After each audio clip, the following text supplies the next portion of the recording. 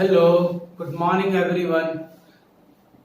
આજે આપણે સંકલનના નવા ટોપિક એટલે કે નિયત સંકલન પર જઈ રહ્યા છીએ. આમ જોવા જઈએ તો એક નવું ચેપ્ટર કહેવાય નિયત સંકલન. એ ટોપિક જો કે આપણી ચોપડીમાં મર્જ કરેલો છે, બરાબર. એમાંય પાછો પહેલો ટોપિક છે સરવાળાને લક્ષથી નિયત સંકલન. બીજી એક વસ્તુ તમને ખાસ કીધું કે અનિયત સંકલન પતી ગયું એટલે આમ જોવા જાઓ તો આપણું 12માનું મોટા ભાગનું મેથ્સ પૂરું થઈ ગયું. એટલે હવે તમે મેં જેટલા પણ ગુજસેટના લેક્ચર મૂક્યા છે કે JEE ના લેક્ચર YouTube પર મૂક્યા છે એ તમે લગભગ બધા જોઈ શકશો.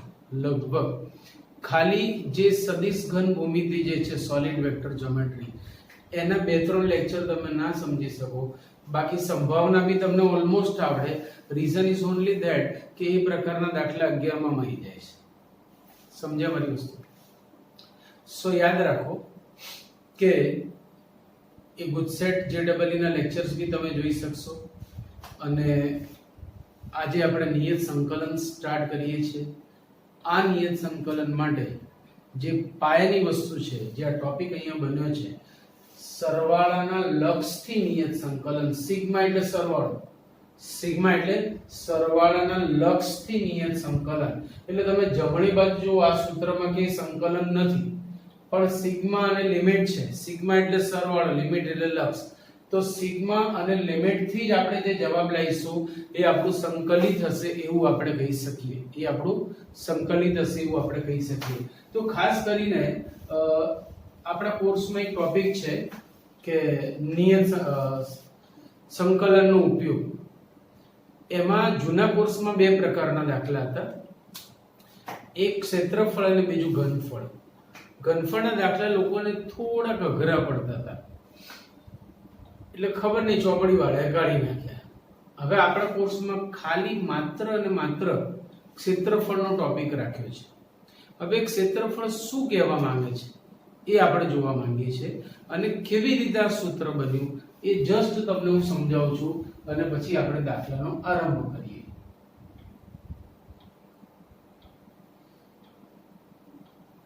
અત્યારે જે વસ્તુ સમજાઈ રહ્યો છું એમાંથી કશું જ પૂછવાનું નથી, પણ એના આધારે કોઈક દાખલાનો જવાબ તમે ચોક્કસ આપી શકો.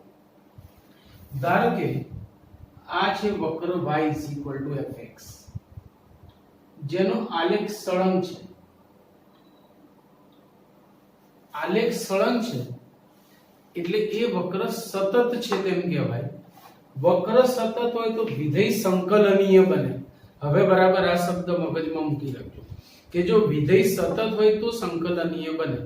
પૂર્ણાંક ભાગ વિધેય એ તમામ પૂર્ણાંક કિંમતો આગળ સતત નથી એટલે સંકલનીય નથી. તમે એના દાખલા જોશો જ્યારે આ નિયત સંકલન પતી જશે અને ગુજસેટ JEE માં પૂર્ણાંક ભાગ વિધેયના દાખલા કરીશ ત્યારે તમને ખ્યાલ આવશે કે એની અદાઓ જુદી છે. બહુ બધી શરતોની વચ્ચે એને કામ કરવું પડે. એ બિંદાસ કામ ન કરી શકે કારણ અમુક મર્યાદાઓ એને નડે. એ પોતે સતત નથી, એ થોડુંક હટકે, જેને કે એક્સેપ્શનલ કેસ કે જે ખોલીને ના રહી શકે.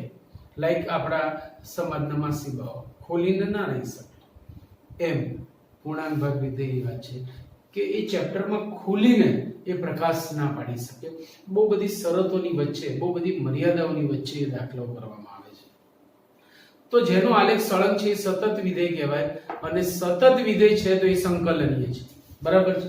હવે ક્લોઝ ઇન્ટરવલ AB માં આપણે આખા વિધેયની વાત ન કરતા આપણો ટોપિક ચાલુ થાય છે નિયત સંકલન એટલે નિશ્ચિત પ્રદેશની વાત કરીએ છીએ.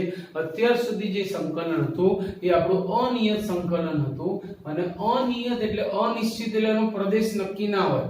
હવે આપણે પ્રદેશ નક્કી કરીએ છીએ કે ભાઈ મારે ક્લોઝ ઇન્ટરવલ AB પૂરતો જ આ વિધેયનો અભ્યાસ કરવો છે.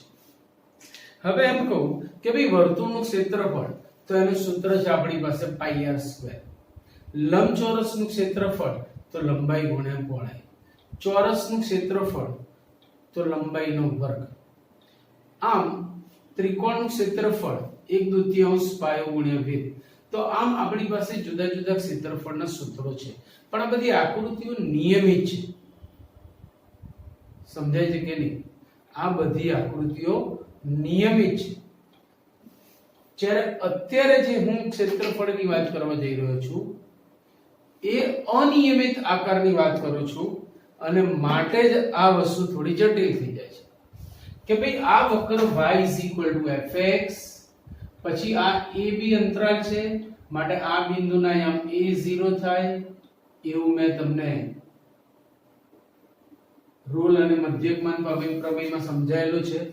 આથી a0 માંથી પસાર થતી રેખા બનશે x a, જે શિરોલંબ રેખા છે, અને આમાંથી પસાર થતી શિરોલંબ રેખા બનશે x b.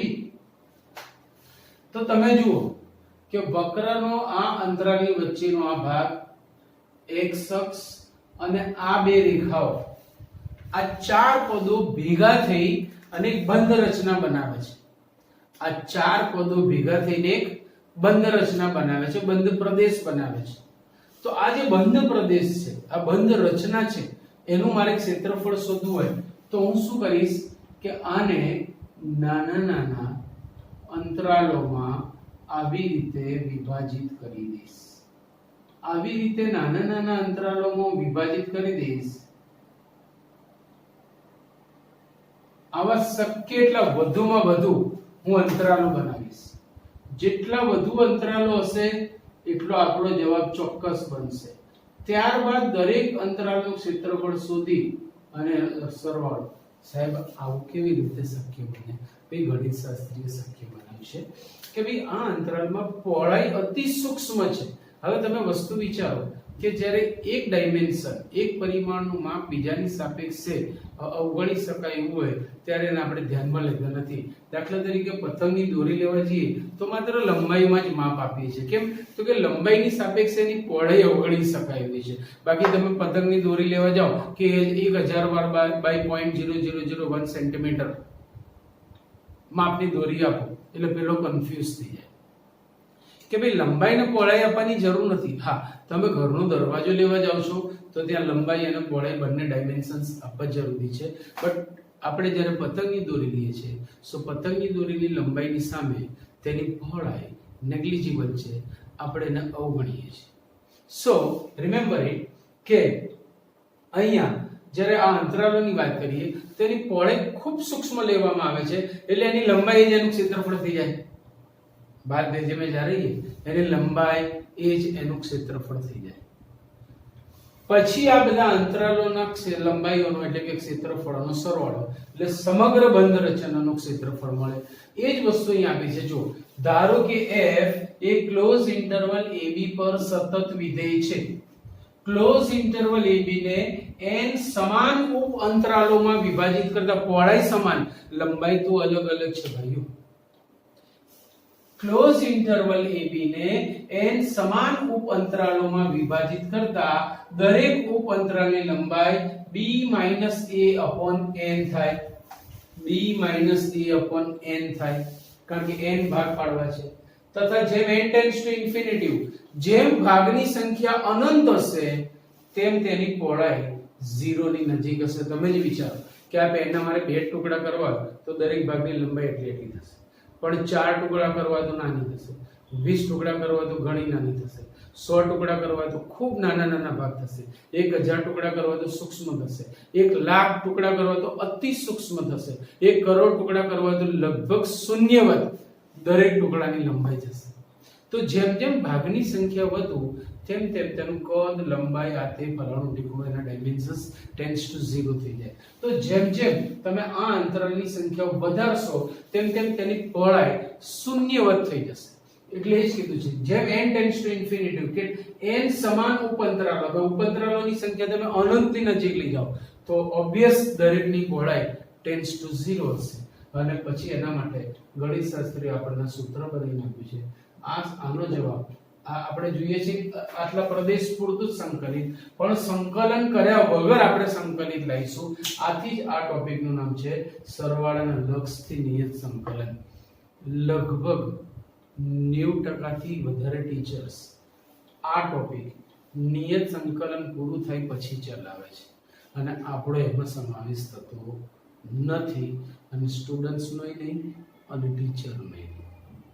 બરાબર. સો આ આપણો ટોપિક છે સરવાળાના લક્ષથી નિયત સંકલન. સો આટલી વસ્તુ ક્લિયર થઈ ગઈ. હવે કેટલાક સૂત્રો તમારે યાદ રાખવાના છે. એ સૂત્રો અહીંયા લખું છું. એ સૂત્રો આમ તો લક્ષના છે અને થોડું મિક્સ છે, પણ એના વગર આ દાખલા કરવા જટિલ છે. જો પહેલું સૂત્ર સિગ્મા n, જે તમે જાણો છો n into n+1/2, શ્રેણીમાં આવી ગયું, દસમામાં આવી ગયું અને ગણિતીય અનુમાનના સિદ્ધાંતમાં આ દાખલા આવી ગયા. ત્યાં સિગ્મા n સંકેત નતો, ત્યાં સિગ્મા n ની જગ્યાએ લખતા હતા 1 + 2 + 3 + n, એટલે કે પ્રથમ n પ્રાકૃતિક સંખ્યાનો સરવાળો. બરાબર. બીજું સૂત્ર sigma n² = n into n+1 into 2n+1/6. ત્રીજું સૂત્ર સિગ્મા n³ = n²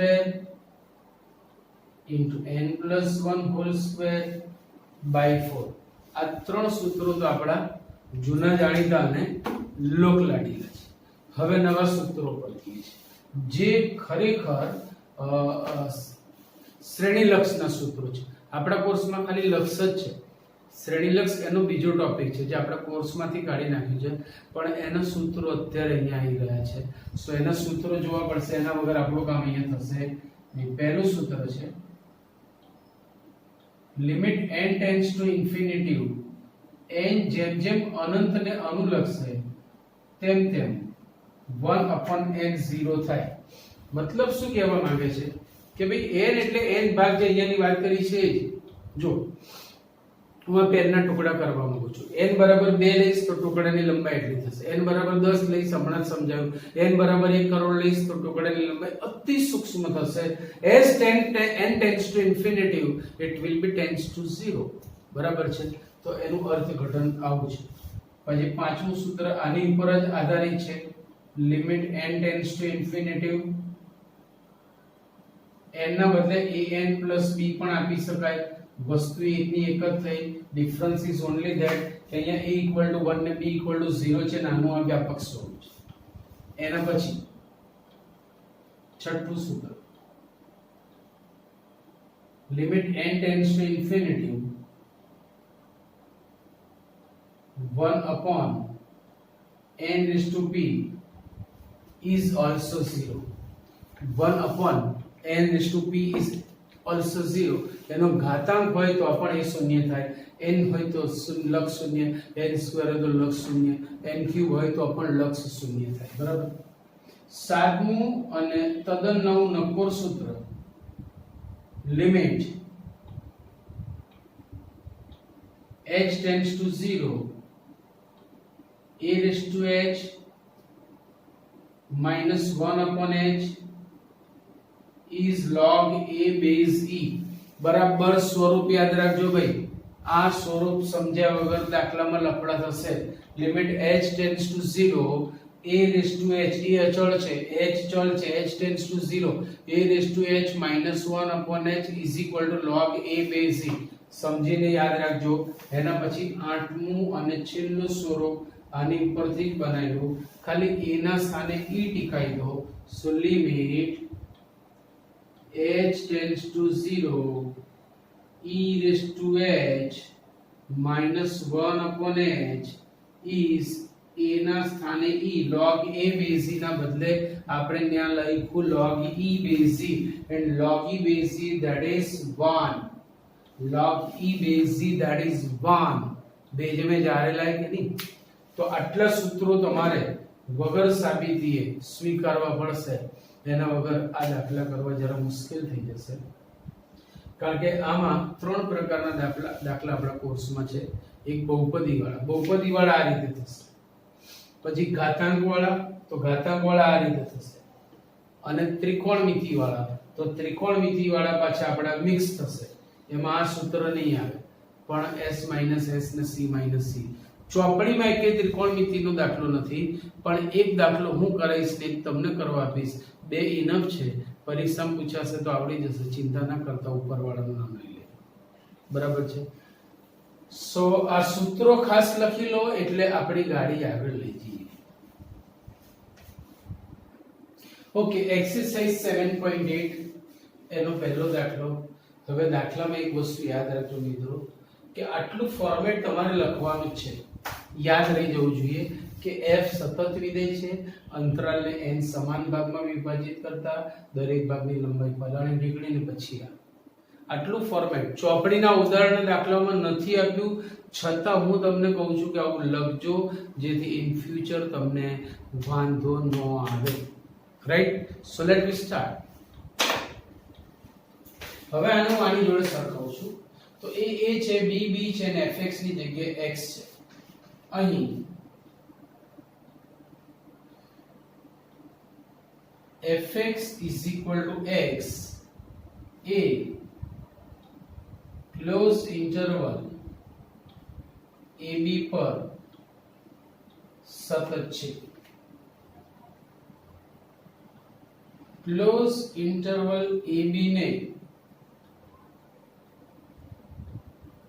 n સમાન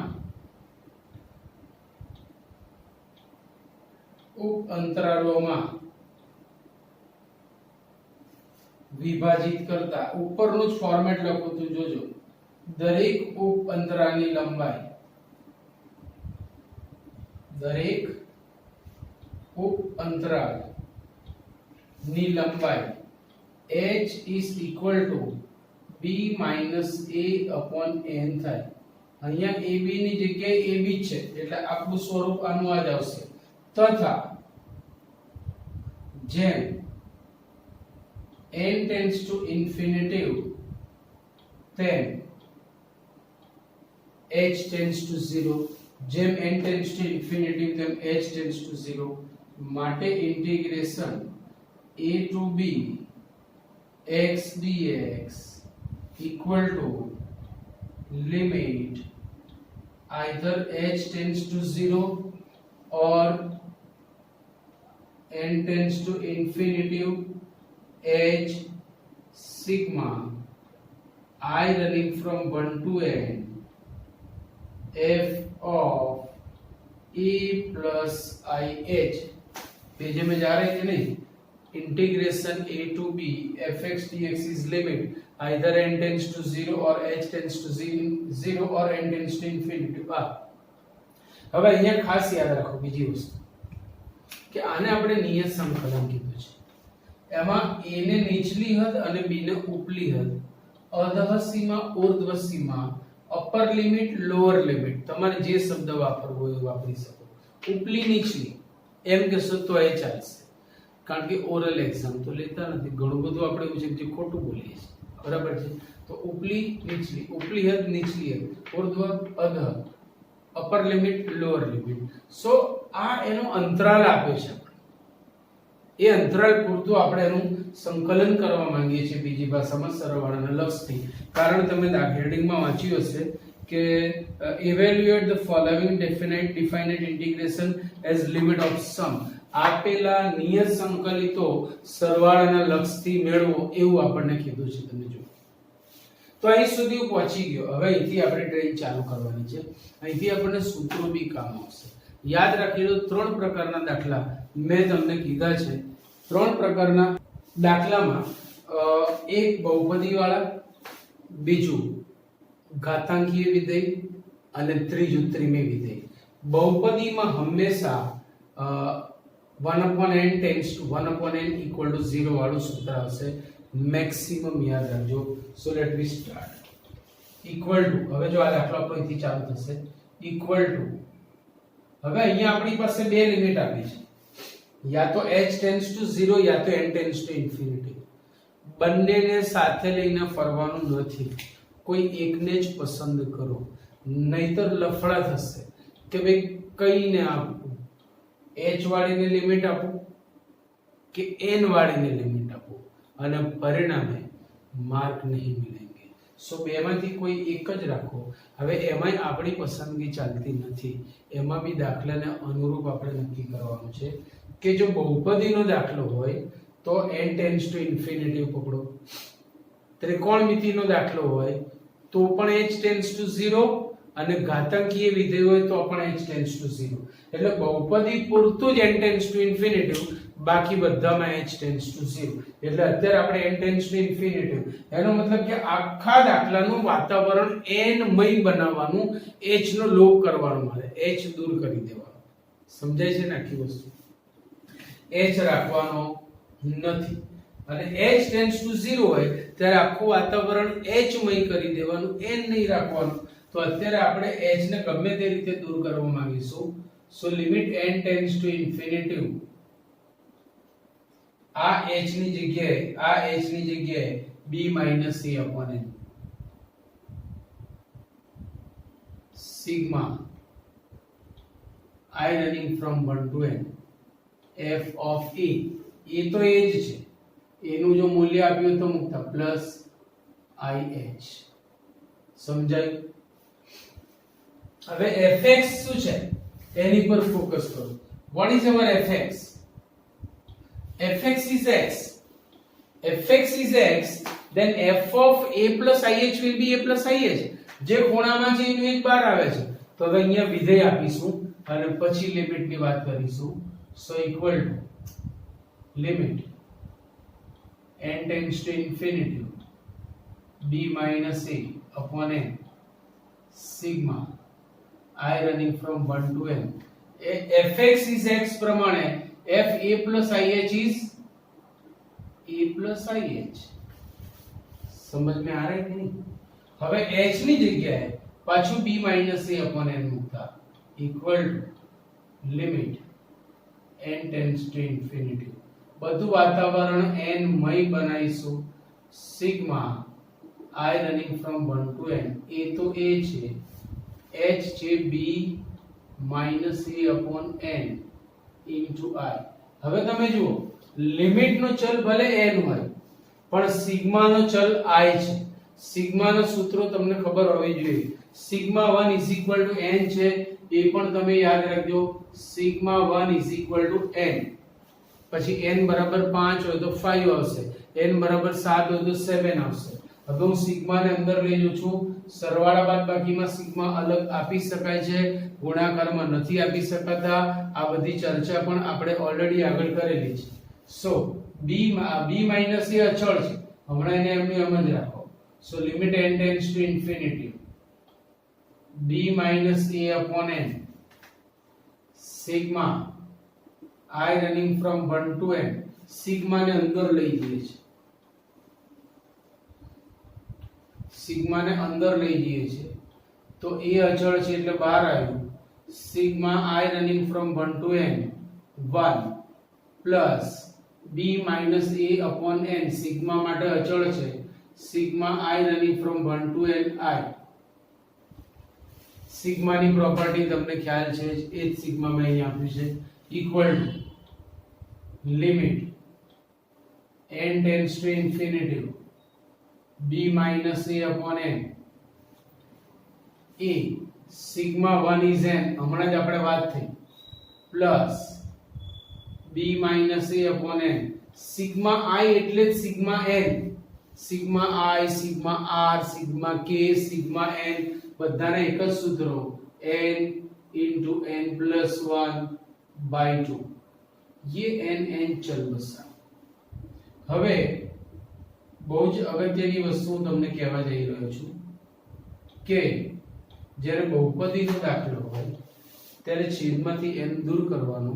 એને દૂર કરવા માટે અહીંથી મોટામાં મોટી ઘાતવાળો n કોમન લેવાનો અને એ છે એક ઘાતવાળો n, તો મેં n કોમન લીધો એટલે a plus b minus a by 2 અને અહીંયાથી n કોમન લીધો મતલબ 1 upon n સ્વરૂપ બની જશે. અહીંયા હતો ને બહાર આવ્યો, અહીંયા નહોતો ને ભગાયો. આ વસ્તુ તમને ખબર પડવી જોઈએ. હવે n ઉડી ગયા એટલે છેદ 0 કે અવ્યાખ્યાયિત થતો મટી ગયો. આથી આપણે લક્ષ આપી શકીએ છીએ. હવે ક્યાંય અવ્યાખ્યાયિત પદ નથી, 1/n ની જગ્યાએ 0 થશે એ પણ આપણે જોયું. તો બહુપદીના દાખલામાં n ની મોટામાં મોટી ઘાત કૌંસની બહાર લઈ અને બધું 1/n મય વાતાવરણ બનાવો. 1/n નું લક્ષ 0, 1/n² નું લક્ષ 0, 1/n³ નું લક્ષ 0, 1/n4 till 1/n2p નું લક્ષ 0 થાય. તો હું લક્ષ આપું છું એટલે જો લિમિટ લખાયેલી તો આ b - m into a plus b minus a upon 2 into 1 plus 0. હવે માત્ર સાદું છે. so b minus a into આ બે લસા લીધા 2a plus b minus a upon 2. 2a માંથી a ગયા એટલે a રહ્યા. so b minus a into a plus b એટલે b plus a by 2, જેને આપણે b² minus a² by 2 પણ કહી શકીએ છીએ. તો આ થઈ ગયું સરવાળાને લક્ષતી નિયત સંકલન. જ્યારે જો આ દાખલો ડાયરેક્ટ કરવામાં આવે ને તો બે સ્ટેપમાં છે. કેવી રીતે? તો ફિઝિક્સ વાળાએ તમને આવું શીખવાડ્યું હશે, કશું ખોટું નથી શીખવાડ્યું, પણ એટલું જરૂર કહી દઈશ કે ફિઝિક્સ વાળા એટલે મહા ઉતાવળિયા. કોઈ બી કામ કરવાનું નક્કી કરો એ પહેલા એ કામ કરીને બેઠા હોય. અમે વિકલન ભણાવવાનું વિચારીએ પહેલા વિકલન ચલાવીને બેઠા હોય. અમે સંકલન હજી સમજાવવાનું વિચારતા એ પહેલા સંકલનનો દાખલા કરીને બેઠા હોય. કોઈ બી ટોપિક તમે લઈ લો એ પહેલા ઉતાવળિયા. એમના જેટલું ઉતાવળિયું કોઈ નહીં. મહાબેચેન માણસ પૃથ્વી ઉપર હોય તો માત્ર અને માત્ર ફિઝિક્સના સાહેબો. મહાબેચેન. એમને એમ થાય કે આખી દુનિયાને અમે બધું ભણાવી દઈએ. અરે રોજ લેક્ચર, સવારથી સાંજ લેક્ચર, ભણાય બધું. મેથ્સનું ભણાવવું છે, કેમેસ્ટ્રીનું ભણાવવું છે, ફિઝિક્સનું ભણાવવું. એટલે પણ ક્યાંથી મેળવે? થોડી ધીરજ તો રાખો. સો ફિઝિક્સ વાળા બહુ ઉતાવળે, સવાર સાંજ મંડી જ પડે, રાઈટ? સો જો આ દાખલો ફરીથી કરાવું છું. Integration a to b x dx.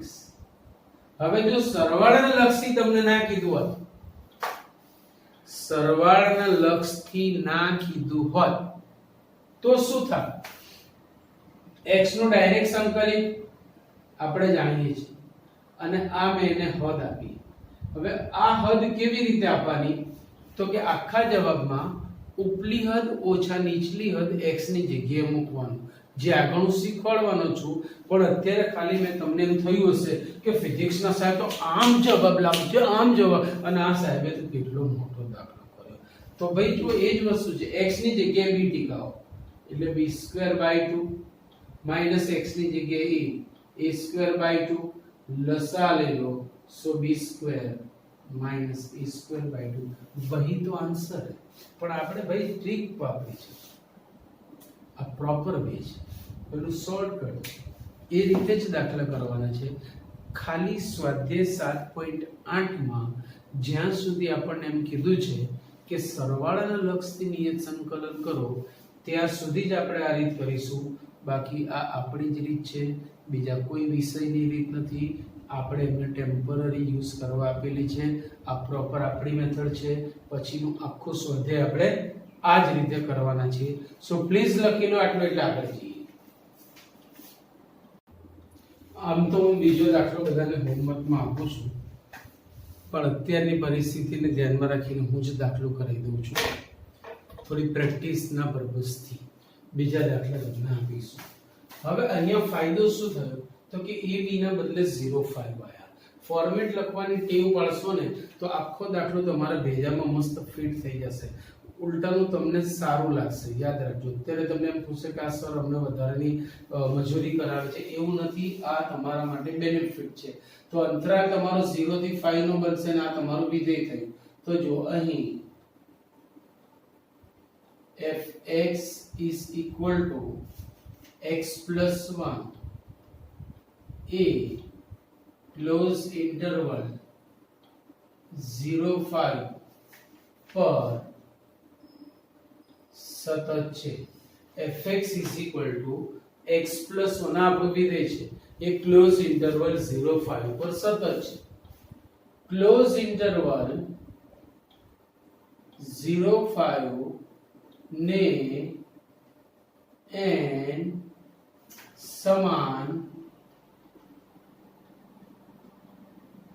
ઉપ અંતરાલોમાં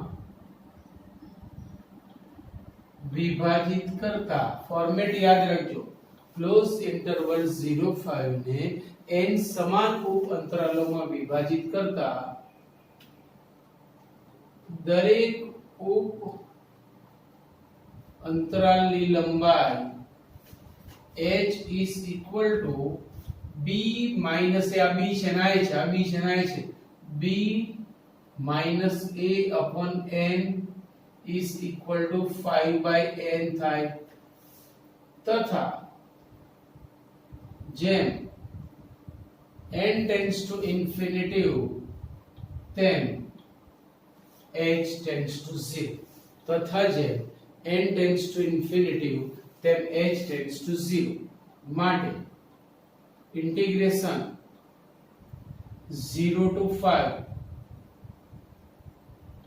x plus 1 dx equal to limit જો બહુપદી છે એટલે હું ખાલી n tends to 0 જ રવા દઉં sorry n tends to infinity જ રાખું છું હમણાં વાત થઈ હતી પ્રમાણે h sigma I running from 1 to n f of e plus ih હવે limit n tends to infinity છે એટલે આખું વાતાવરણ આપણે કેવું બનાવવાનું છે n મય બનાવવાનું છે h ની જગ્યાએ n લઈશું a નું મૂલ્ય આપણી પાસે 0 છે b 5 છે તો આ બધા મૂલ્યો પણ અહીંયા મૂકીશું so equal to limit n tends to infinity h એટલે 5 by n આ n ઉડાડવાનો છે યાદ રાખજો એના માટેની આ બધી ભૌતિક જૈવિક રાસાયણિક ગાણિતિક જે ક્રિયા કેવી રીતે થઈ રહી છે f a નું મૂલ્ય શૂન્ય છે એટલે 0 plus ih means ih. Now what is the definition of fx? fx is x plus 1 તો f ih ની વ્યાખ્યા શું થશે ih plus 1 according to this definition equal to limit n tends to infinity 5 by n sigma I running from 1 to n ih plus 1 sigma નો ચલ i છે h ના સ્થાને મને h n લાવવામાં રસ છે so equal to limit n tends to infinity 5 by n sigma I running from 1 to n h is 5 by n એ છે આપણી પાસે તો આપણે અહીંયા 5i by n લખીશું પ્લસ 1 પરંતુ સિગ્મા નો ચલ i છે હવે હું સિગ્મા ને અંદર લઈ જાઉં છું સરવાળાની ગુણધર્મ અનુસાર so equal to limit n tends to infinity 5 by n હવે 5 by n સિગ્મા માટે અચળ છે sigma I running from 1 to n plus sigma I running from 1 to n1 sigma ની પ્રોપર્ટી બધી તમને યાદ હોવી જોઈએ so equal to limit n tends to infinity